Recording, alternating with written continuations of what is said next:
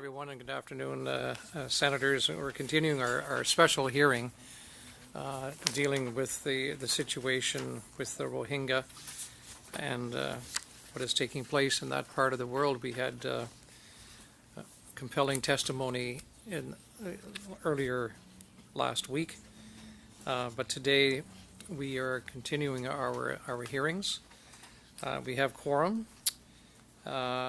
Avant de commencer, j'aimerais que tous les sénateurs s'y présentent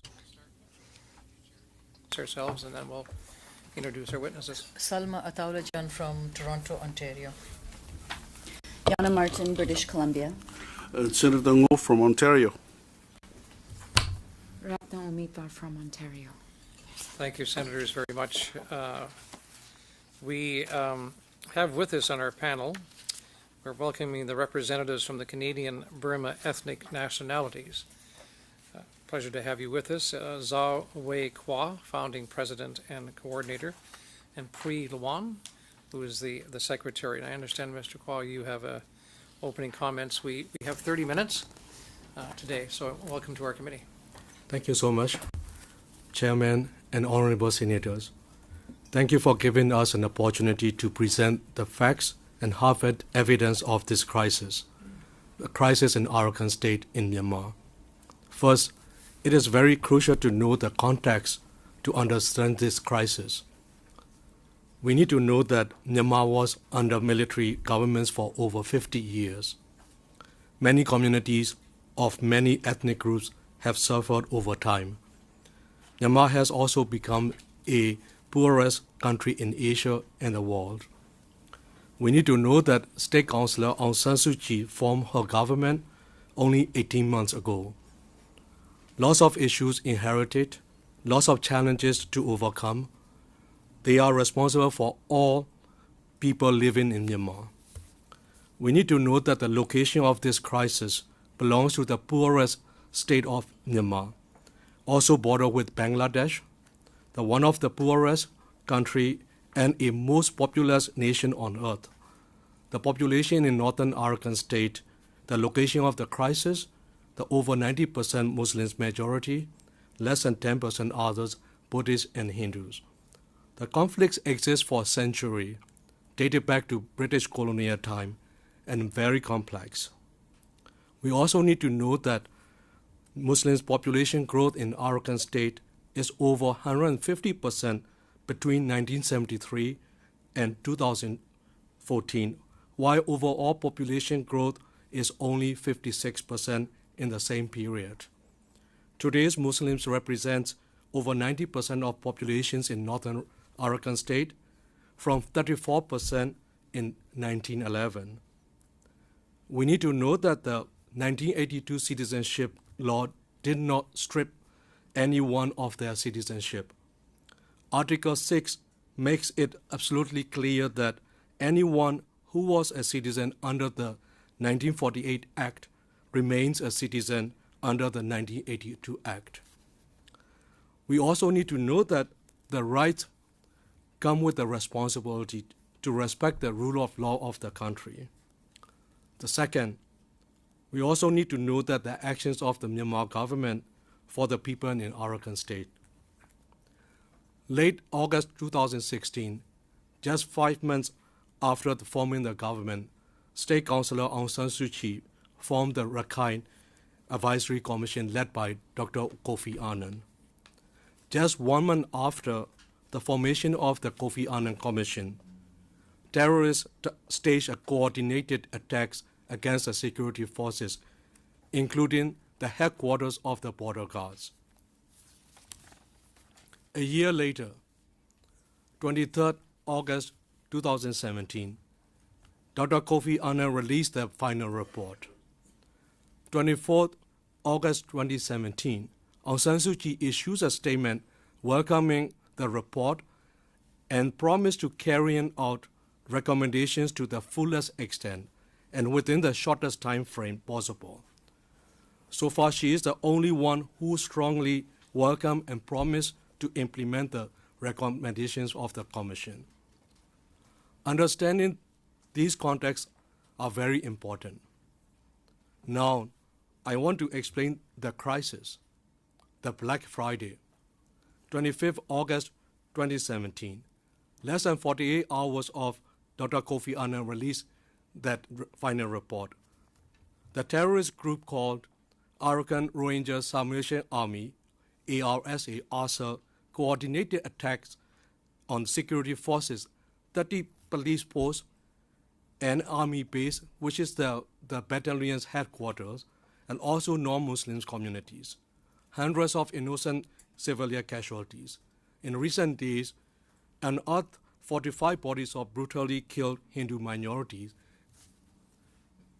We need to know who are the ARSA or ARSA. They are formerly known as Aqwa Mujahideen Group, led by Pakistani citizen Oct.2. They were reconstituted to become Arakan Rohingya Salvation Army, ARSA, on 15 March 2017. The ARSA is led by the militants who are not even based or born in Myanmar, but in Karachi, Pakistan. The leaders are ideologically motivated, maintain link with the like-minded groups in the Middle East and Pakistan. Their goal, to launch the jihad holy war in the whole Arakan state. They designated Buditang Maungdaw in northern Rakhine state in their hardcore area.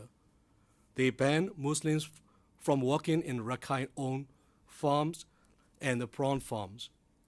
They built tunnels and terrorist training facilities on Mayu mountain ranges. Next, I would like to talk about the aftermath of the Black Friday. Proportions of the displaced peoples are tremendously huge. Over 40% of non-Muslims, ethnic community and Hindu community became the internally displaced. 44% of the Muslims community also displaced, mostly externally. There has been ongoing humanitarian assistance. The union and state governments, in coordination with the Red Cross movement and ICRC, provides a humanitarian assistance to all affected Muslims and non-Muslims communities in Arakan state. The humanitarian mechanism includes the Association of Southeast Asian Nations, ASEAN's Humanitarian Assistance Center. The government also started the process of implementation, the recommendation of the Dr. Kofi Annan's Commission report. Finally, in conclusion, I would like to say that State Councillor Aung San Suu Kyi has been unfairly criticized under two extreme forms by the nationalist hardliners as too weak for the national security, while the international community as too weak in her defense of the human rights. We need to know that the terrorists and the hardliners both have been doing their best to undermine Ms. Suu Kyi and her government in the eyes of the international community. We need to know that if we fall into the trap of the extremists, Myanmar could go back to the dark age. In Myanmar, all walks of life stand with Aung San Suu Kyi and her government on this crisis. No one wants to go back to the dark age. I just want to quote from the Singapore Foreign Minister. He addressed at the United Nations General Assembly recent days. He said, he referred that crisis in Myanmar as we must be careful that we don't fall into trap of the extremists. Thank you so much, everyone. I will hand it over to Pri for brief statement. Good evening, Chairman and Honorable Senator. Thank you so much for having me here and to be part of this human rights hearings. Since Zaw already covered a crisis in Rakhine State, allow me to recall a little bit background, a history background about Burma or Myanmar now. Burma before independence and after the independence when it was formed. Before independence, each ethnic group has their own administration, and we ethnic group were not under Burmese King administration. After 1947, February 12, when we signed, along with Burma and other ethnic groups signed what we call Pinlong Agreement, that was time when Union of Burma was formed. practically we are only 70 years old country as a group. And since then, in 2062, Burmese army took over the country. Since then, we have been living in dictatorship. And recently, 2015, we have partially civilian governments. And as much as international communities are excited, we are also very excited to move forward to democratic and federalism, which we can enjoy full rights just like anybody else. However, we need to know that nowadays the government, civilian government, is only partial in the House of Parliament, and army still hold an utmost and absolute power, including defense, interior, and border security. And they are still very powerful in political arena as well. And this is something that a lot of international community misunderstand and see Myanmar or Burma as a country moving forward to democratic country, and which is not 100% true yet. We only have 18 months old partially civilian governments who inherited a lot of issues, just like Zaw mentioned. And since we have been living in dictatorship governments for more than half a century, human rights violations happens not only in the west of the country.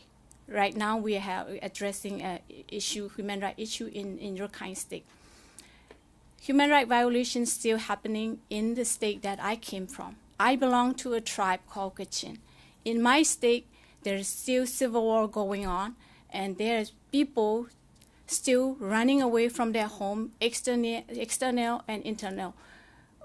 And we have over 10,000 internet displaced persons inside the country, and we also have a 250,000 people who are still living in outside the country because of the human rights violations and civil war, and as well as communal violence. I would like to express my sympathy to those who ran away to Bangladesh, all those refugees trapped inside the country, because I know and I understand their trouble. I know how it feels like to run away from your own home and not knowing what's going to happen. And I would also like to address that all these refugees, regardless of their ethnicity, the group they belong to, religions, the humanity and human rights should apply to all who are in need of protection.